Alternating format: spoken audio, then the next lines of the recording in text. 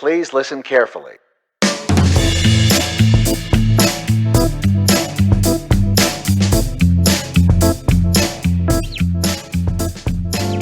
Hello, everyone.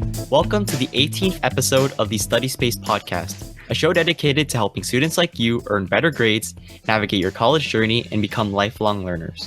My name is David, content strategist at Uniplan team. Today, we'll be talking about the differences between going to a community college and going to a four-year university directly. We'll also be talking about some of the advantages that community colleges have to offer during the COVID-19 pandemic. Joining me today is my friend Michael Pham, who is currently attending Orange Coast College. Michael, welcome to the podcast. Thank you for having me, David. I appreciate you having me on here. All right, so before we start, I have to ask, what's inspiring you today? I would say what's inspiring me today is my mom, because she's worked very hard to put me in the position that I am, where I am today. Awesome. Okay, so I guess what's inspiring me is, it's a really good question. I actually haven't really thought about this too much, but I'd say that it was the cancellation of the SpaceX Demo 2 mission. And that might come as a surprise to some people because, people usually don't get inspired by cancellations. But the reason why I'm inspired by it is because I'm so inspired by the safety measures and the careful planning that NASA has put forward. There was an indication during the launch that basically there was going to be some problems if they launched at that exact time. The rocket could possibly catch lightning, which would obviously potentially kill the astronauts on board. And so NASA wanted to take the precaution of, not launching and just scrubbing the launch, even if it had a very low chance of happening. So I really respect them for that. And I think that NASA has learned a lot from their mistakes. And personally, I always learn from my mistakes. And I know that all the successful people in this world learn from their mistakes. And so that's why I'm inspired by that event. And hopefully we have a successful launch here on Saturday or Sunday. I'm not sure which day it's going to be. The weather's not looking great for Saturday either. But yeah, that's what's inspiring me today. Learning from our mistakes and realizing that we should always be very careful.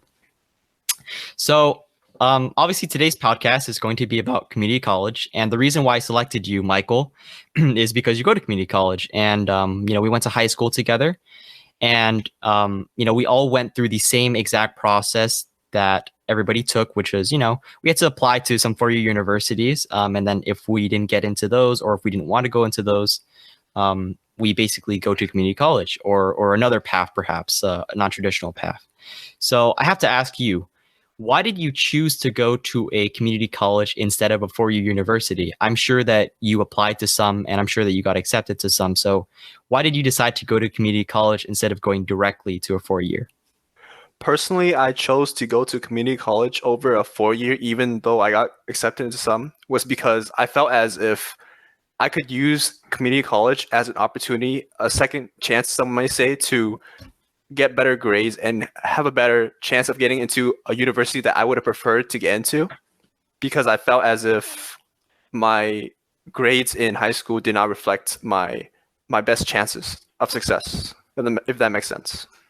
Yeah, no, definitely. I hear that a lot from, we have a lot of friends, obviously, that go to community college too. And I think a lot of them have told me the same thing. I mean, they really did have the opportunity to go to a Cal State, or some of them actually got accepted into UCs. I know someone who got into UCI, but he decided to go to community college too, because he said he thought he could have gotten into UCLA or UC Berkeley, and he didn't. So he's trying again, basically. But what do you think you've changed ever since you've gotten to community college that you didn't do in high school that you think is going to help kind of, redeem you, like really show off what you can do? What are the changes that you have made so far? The changes I've made so far are my habits, and I've come up with more daily goals instead of just thinking I will do this when I feel like it. I come up with a schedule. I've done more research on how students do successful, and I've implemented that into my life. Great. Yeah. So can you share a few of these habits that you picked up from successful students? Because I know we talk about that a lot on this show, a lot about success and habits that create this sort of success in the show all the time. I mean, that's pretty much what our podcast is all about, I'd say. So, what do you think are some of these habits that you picked up? Just curious. Of course, David. Some habits that I picked up are I've decided to study longer. I've decided to pay attention more in class because I understand that I want to reflect this to colleges that I've showed progress, and also I want to show colleges that I'm doing well compared to, for my grades in high school compared to community college. Okay, yeah. So, I mean, after community college, obviously, I'm sure that you're not just going to go to community college and then go into the workforce after. So, what do you plan on doing after community college, and how do you think community college will help you achieve those goals? I believe that community college will help me achieve my goals because it's given me a second chance, like I've said earlier, to really redeem myself because I don't think my grades reflected who I am. Also, I plan to go to a four-year university and major in finance. I believe that's something I will enjoy doing. Okay, awesome. Yeah. So, what are some of the schools that you've considered so far for finance? I've considered Cal State Fullerton, the University of Riverside, and UCI. Okay, yeah. So, I mean, all solid choices. So what are some of the reasons that made you pick those three? I'm aware that all three of those schools are pretty different, I'd say. I mean, um, I'm sure you know that the UC system is completely different than the Cal State system, and then even between the UCs, UCR and UCI are two totally different schools. So, can you explain some of the reasons why you chose those schools specifically, and how they'll help you with your path in finance? I specifically chose those schools because I would like to remain in California. Also, I feel as if I have a decent chance of getting into those schools. I feel as if they're also great schools, like you said, that will let me explore my interest in finance. Okay, awesome. I mean, have you done any research into the school specifically about course offerings, or have you noticed anything that specifically intrigues you about them? Just curious. Honestly, David, I did not think that far yet. I'm just thinking about focusing on my courses to do well in them. I haven't looked into the schools in depth. Okay, awesome. Yeah, no doubt. So you have another year to go, I believe, right, in community college? You're not quite done yet. Yeah, yes, that is correct, David. Yeah. So what do you think about the idea of doing community college in 1 year? Because I'm aware that many of our classmates actually did take that path.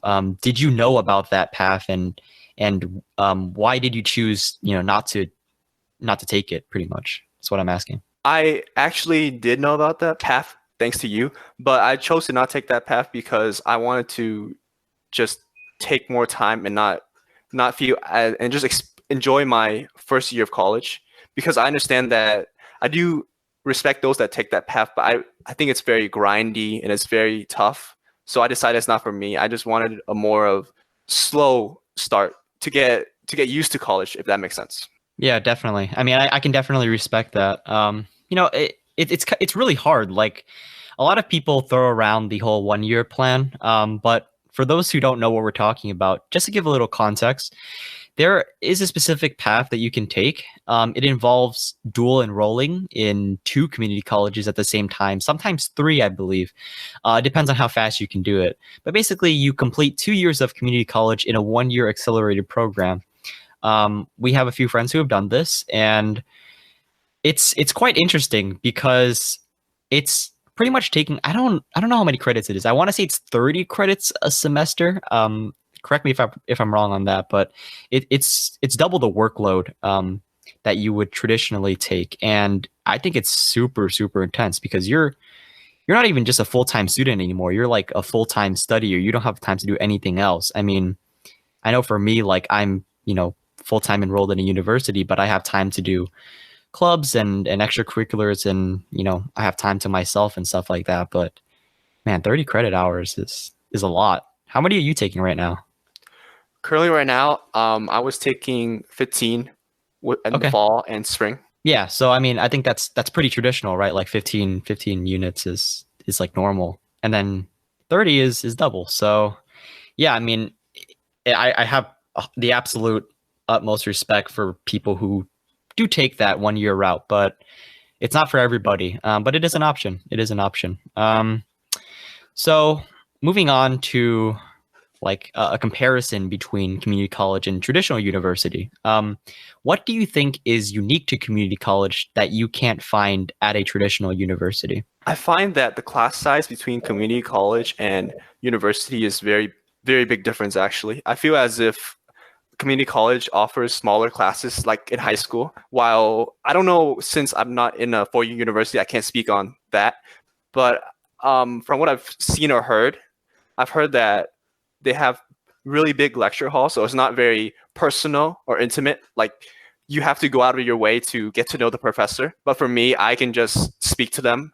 It's not like a big lecture hall, so I can just ask questions like right then and right there if I'm confused about a lecture or anything. Also, I've noticed that, which really surprised me, was that um, universities, I may be wrong, but don't particularly have night classes. But it's very flexible for a community college student because they're able to take night classes if, let's say, they want to work in the morning and they have to take that class at night if it's not offered in the daytime. Also, I've noticed that you're able to try different classes because the classes are significantly cheaper than in the university. So maybe if you want to try majoring in engineering, but you decide that's not for me, you can major in, let's say, business or major in nursing. You have different choices. You have more opportunities in that sense. Okay, yeah. So you listed two advantages there, two big advantages. One is the class size, right? So I've been to a big university. I actually went to UCI during winter break with Natalie, who was on the podcast a few episodes ago, and it's big. It's a huge school, and I noticed that even when we were, commuting between classes, there was a lot of students. Like these roads were packed and packed with students. I mean, UCI's population is, I believe, in around 30,000 students, which is pretty incredible.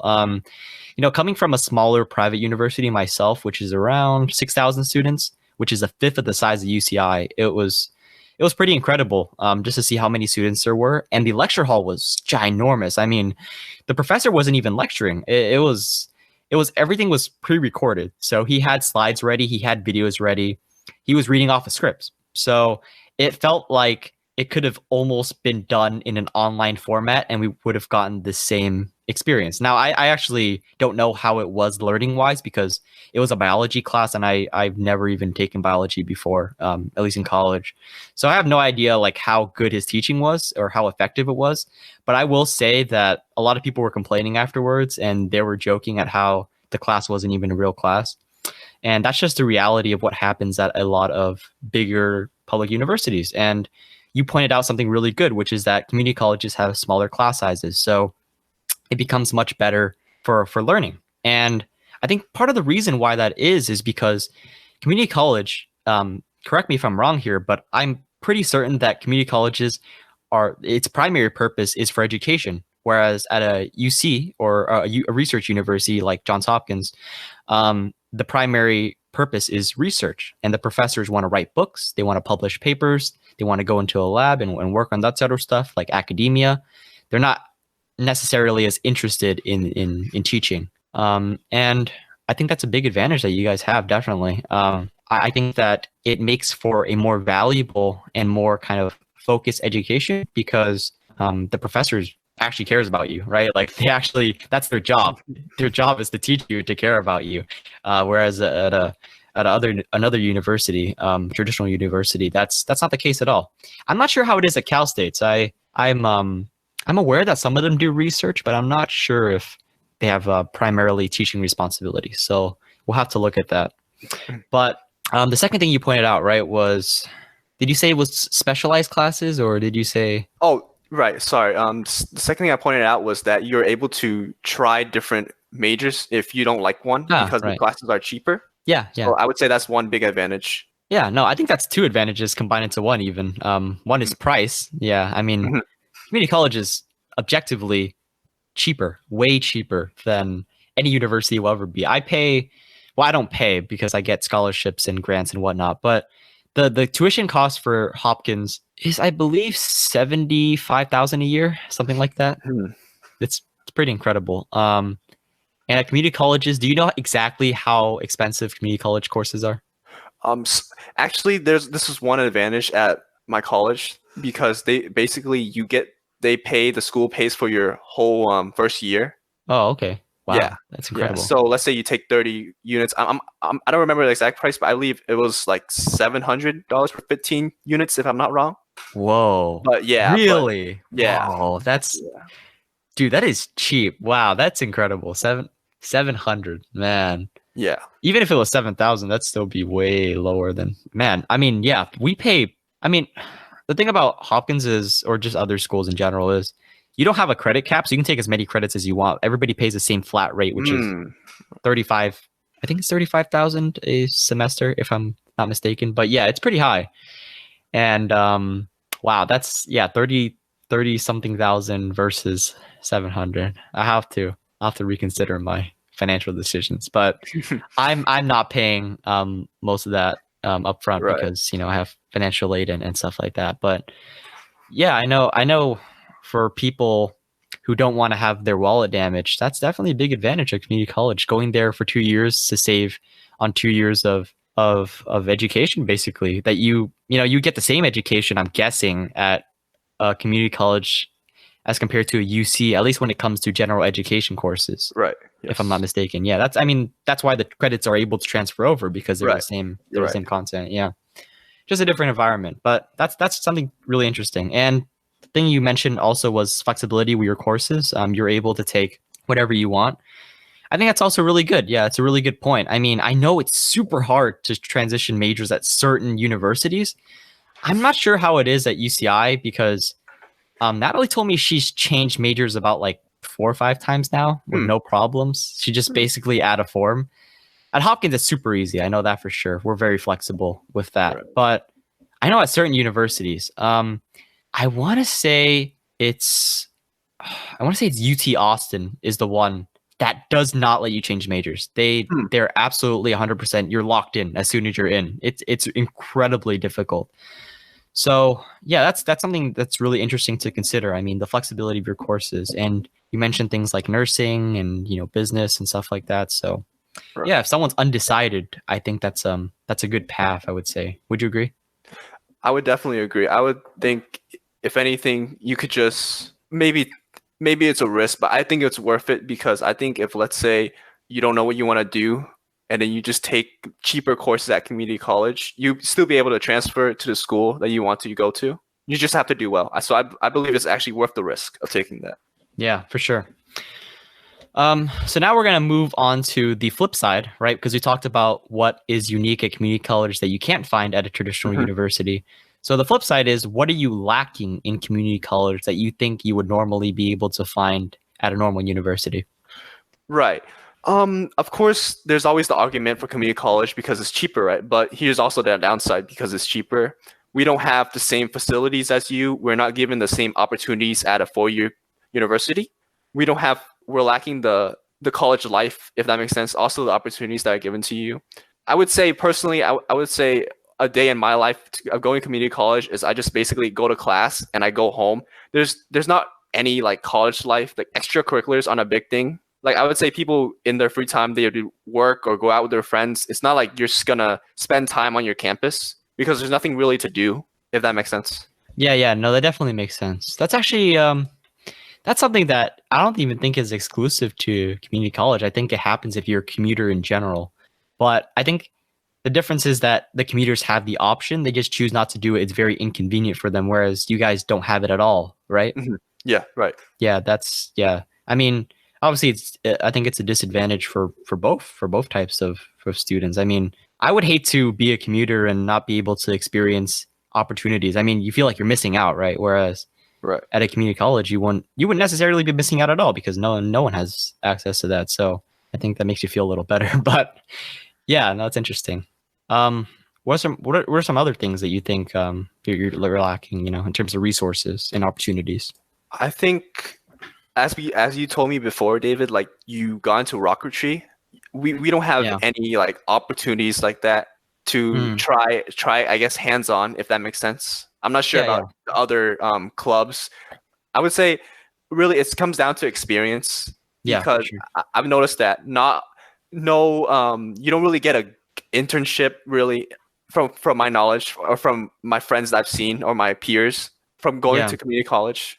Yeah, no, that's definitely a concern, and I think it's something that is shared among, I mean, just all freshmen and sophomores in general. Mm, I don't think it's just community college students. That's a thing. But mhm, definitely, I would say 100% community colleges don't teach you the necessary. th- I shouldn't say teach you because it's not like they're actually teaching you, but mhm, they don't offer you. There's the right word. mm, They don't offer you the experiences that you could have at a traditional university. And yeah, you pointed out something really good is that I have experience doing rocketry. I have research experience. I have I'm in a space club right now, and we've mm, been actually trying to work on designs for a mini satellite. It's called a CubeSat. Um, for those of you who are not aware, it's basically a very small version of a satellite that is launched into space, and we can read weather data or whatever we want from that. But yeah, this is all very interesting stuff that I got to work on my freshman year, and I definitely, you definitely can't find that um, at a community college. But by the same token, I think that in general, like companies don't hire freshmen and sophomores anyway. So even though I mm, do have this experience, it was extremely hard for me to find an internship. And we have a mhm, whole, Julian and I have a whole episode on this about finding internships, especially when you're a freshman and a sophomore. It's tough. It's extremely tough. Julian managed to do it, and I luckily managed to do it. I think mine almost got canceled thanks to COVID-19, but we managed to recover it, and now it's going to be remote. But yeah, I had to do a lot of digging for it on my own, and this is something to take into account. Just because you go to a prestigious school like Harvard or Yale or Johns Hopkins doesn't mean they hand you opportunities. They don't hand you free jobs. You have to apply for those yourself. They give you the stepping stones to get there, right? They give you the mm, research opportunities, they give you the recruiters, but you have to ultimately put in work yourself, right? You have to talk to these recruiters, you have to email them, you have to find out more about what they like to see, you have to work on your skill sets and all this sort of stuff. And mhm. um I don't think that's impossible to do even at a community college, right? I mean, it's definitely harder. I mean, I Right. don't think community college students go out there and fund their own rocketry projects or anything, but there definitely is a shot of you being able to, buy some cheap electronics online maybe and build your own little robot, right? For fun. Right. Um, so those are some things to take into account. I mean, there's definitely some advantages that traditional universities have, but you can Mm, always make up for them, as always yes. I always like to say. Yeah.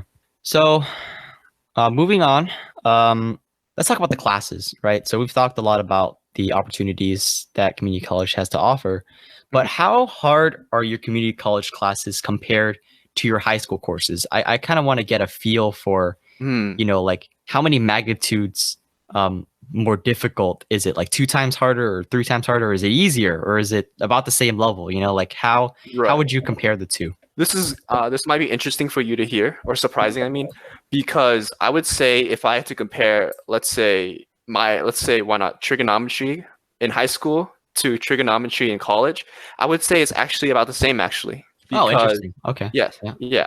Because but here's where it's a little trickier or a little different because if you think about it, like I'm sure you like actually you've experienced this too, because 1 year of trig in high school compared is only one semester in college. So the Hmm. pacing is two times as fast. Interesting. So Yeah. so you let's say if you slack in high school, you have more time. You probably arguably twice the time to make up for it, right? But in college, if you let's say you miss one class, like who knows how much exponential that could hurt you, if that makes sense. If you just slack a little bit. Yeah, that's definitely valid. And it happens at my school too. I mean, but I would say that that's interesting that you point out that they're about the same difficulty level. I'd say that I'm not sure like what to use as a reference point exactly, but Mhm, I'd say that overall I've been struggling a lot more in college than I have in high school. And the reason for that is I think the reason why is because of the pacing. As you mhm, mentioned, it's two times faster. But mhm, aside from that, I think the content is just pretty difficult. I'm not mhm, exactly sure how I would have done in my second semester, but definitely in my first semester, I performed less than I thought I would have. I actually the way I think about it is at the beginning I was very confident in myself. I was like, oh, I'm gonna get straight A's. This is gonna be mhm, easy. Like my classes that semester were probably some of the easiest I'll take in college. And then as soon as like the first midterms hit, I was like, oh my God, this is a really hard class. Like I'm actually legitimately struggling. I had to really like pull some weight after that, and I had to make up for um my shortcomings during the first kind of like 1/3, I'd say, of the semester. And Hmm. that's interesting to hear you say that it's about the same difficulty level, because for me, I'd say that college probably about 2 times harder than high school in my opinion. Hmm. Now I will say that it was more fun. I will say that I had a lot more fun time in college because of freedom, because I was able to maintain my own schedule. I was able to have a lot more flexibility, but that also comes with its disadvantages, which is I had to focus a lot on time management and Right. everything like that. But community colleges, as far as I'm aware, pretty much have a similar setup to four-year universities in terms of courses, right? Like they're all, you only meet like 3 times a week maybe, and for an hour Right. during each meeting. Yeah. I would So say. Oh yeah. Sorry. Go yeah, ahead. yeah. What are you gonna say? No, I was Oh, just I would say, yeah, it's something like that. Like some classes, maybe you meet once, but you meet like 3 hours, or you meet 2 times, but you meet an hour and a half. Like it really fluctuates. But yeah, you're right. yeah. That's the difference. That's the main difference between um college and high school. And I think I mean, relatively speaking, I think we have similar like course schedules in terms of just like how many hours we need to meet each week.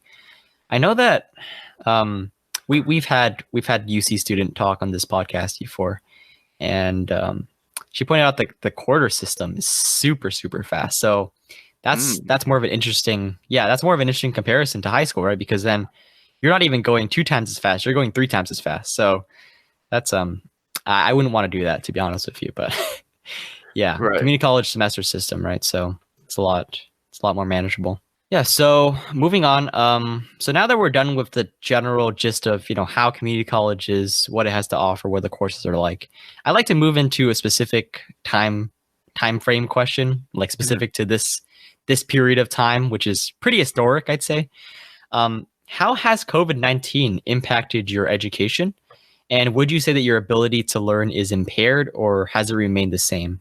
I would actually say that my ability to learn has impaired because I always thought before taking an online class, because we're all basically taking online classes now, meeting on Zooms for college anyway, because I was always used to having face to face with my professor. Like even if I was struggling, I could ask them right then and there, or they would also have like tutoring sessions after class, or I can meet with them, or I can email them to say that, or meet with them in their office hours if I have any questions. But I would say it's definitely harder when you're um, talking in between a computer screen, if that makes sense. Yeah, for sure.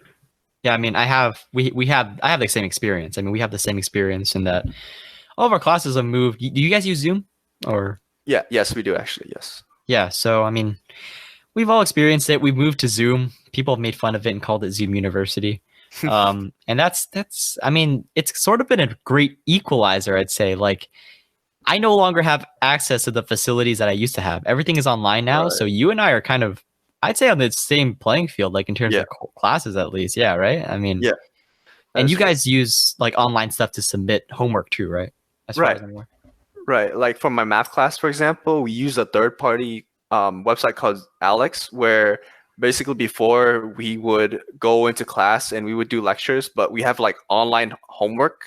And from my understanding, my professor also says like that's how she did her online classes too. That they would just use Alex. So she would have like recordings of her lectures online, and they would just watch it, and they would do their assignments on Alex and submit it.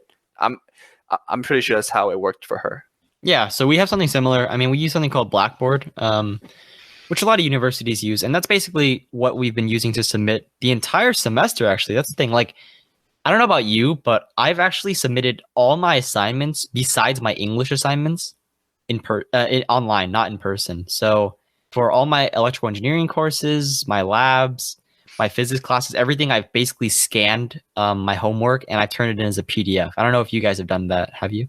No, no, just my math class. That's it. But my for my Wow, English interesting. class, yeah, Yeah, it's so different. Yeah, you guys weren't online before. That's actually really interesting. Yeah, I mean, I know in high school, we turned in everything in paper Right, pretty right. much. Like besides, I think a few things, but yeah, we turned in pretty much everything in paper. And the transition to college, I may have not noticed it, but everything became online actually. So, but with that being said, the thing that did change for me, besides the submission thing, was the lectures. I mean, the lectures and the office hours have all been moved online. Some professors don't even do office hours anymore, and Hmm. the labs were the biggest thing for me. Have you done any labs in college yet, or is that not like a thing?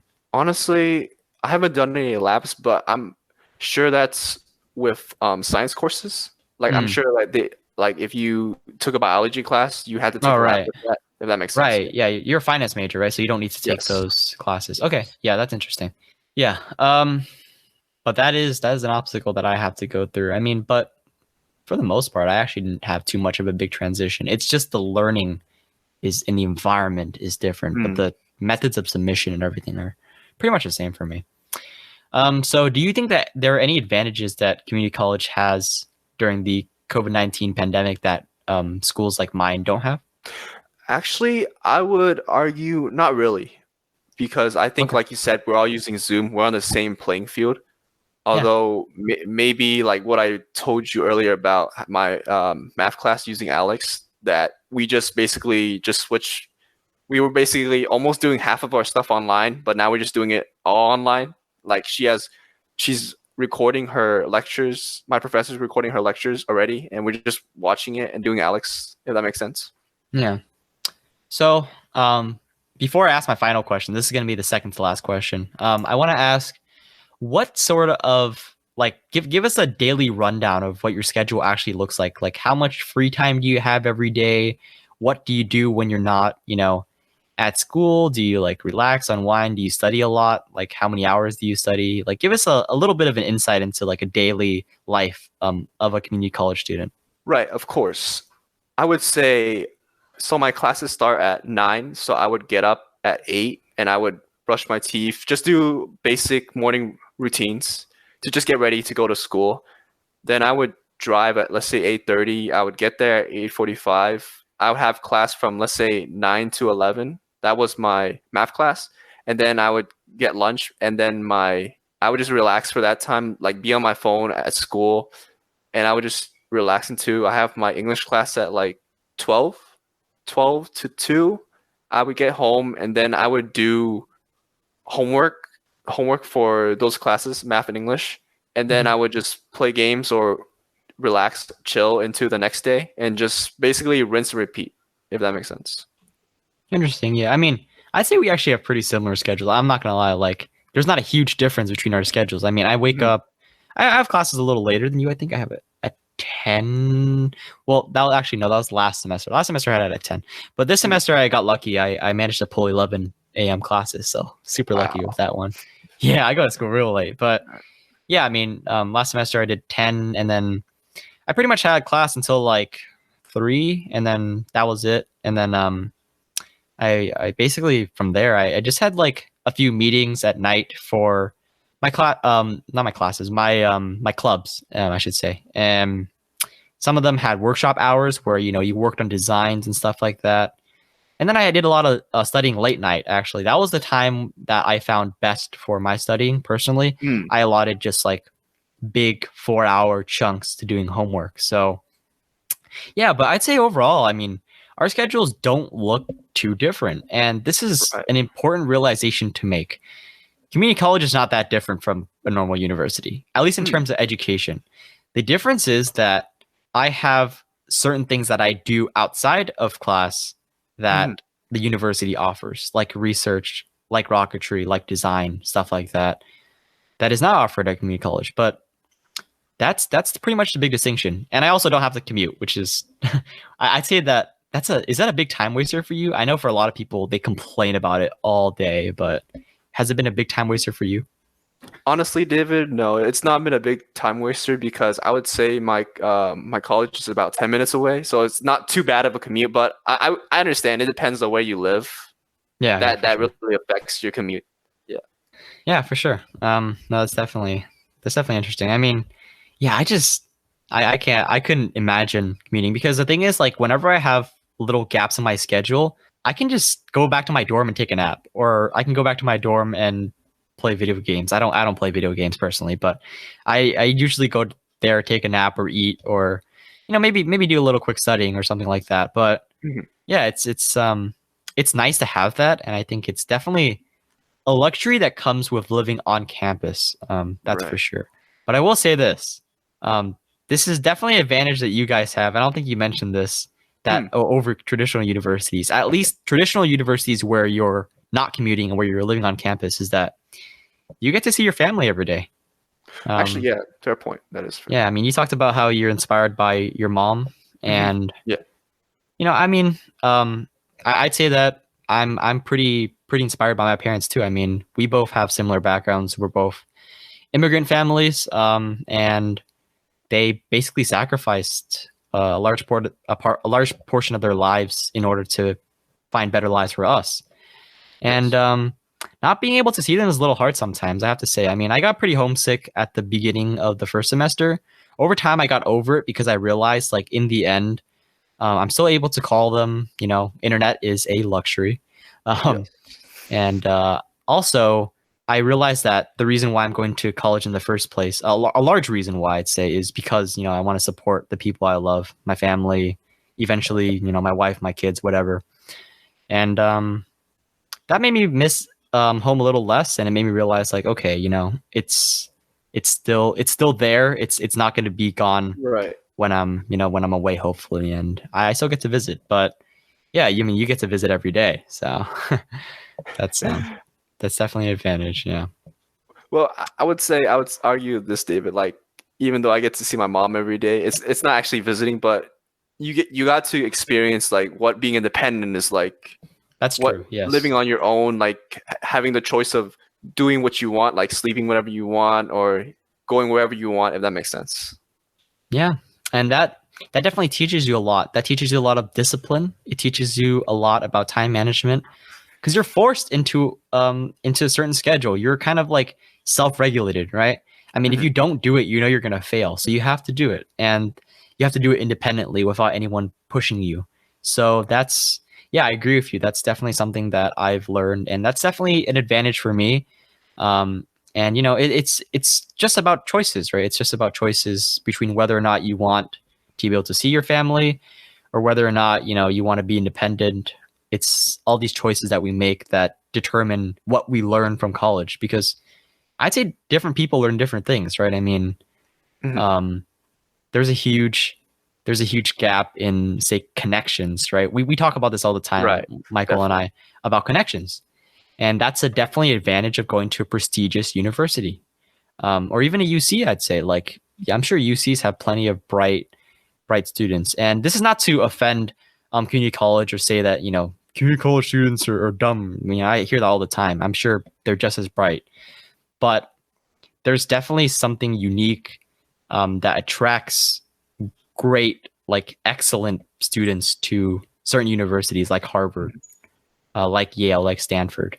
And I don't think you can find those type of people anywhere else, because they've made their choices. They want to be in an environment that challenges them, really. To add Yeah, on to what you said, David, I would actually agree with you on that point because I'm sure that, like you said, community college students aren't dumb, but I would say they're not motivated because, like, I know you personally, I know you worked very extremely hard to get into the position that you are today, but going to community college, there are no boundaries. So I would say sometimes community college students aren't motivated to like transfer. Sometimes they just feel like, oh, I'm going to community college, and they don't like really see like, oh, I don't really try that hard. If that makes sense.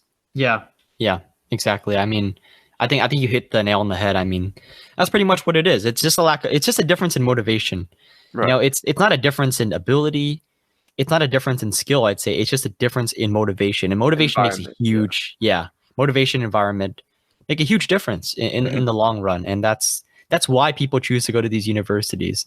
It's not because they don't think it's not because they think that they can't get the same education at a community college. It's not like that at all. I mean, we've compared our education, we've compared everything that we've done. It's pretty similar, I'd say. But Right. the big difference is that environment, and that's what makes a difference. So that's something that everybody should consider when making the choice between community college and going directly to a four-year university, whatever that four-year university may be. So, final question. If you could do it all over again, if you were a senior in high school again, and you had the option, would you have still chosen to go to community college, or would you have gone to a four-year university directly instead? To answer your question, David, honestly, I would have done the same decision. I would have made the same decision I did again, because if I looked at my personal situation, I would have seen that I would have had the opportunity to go to a school that I would want to after transferring, not a school that I had to go to because I got in, if that makes sense. Yeah, definitely. So that's going to do it for this episode. Thank you for listening to the Study Space podcast. We know that there are countless podcasts being published every day, and you've decided to listen to ours in particular. It really means a lot to us that you've given your time to listen to two students ramble on about school. The show notes with links and everything we mentioned in this episode for further reading and learning are on our website at uniplan.dev. If you want to show support, share the podcast, or tell a friend about it. Your testimonial to your friends and family is the most helpful thing that you can do for us. We're on Apple Podcasts, Google Podcasts, Spotify, and YouTube. That's it for this one. We'll see you next time on the Study Space podcast.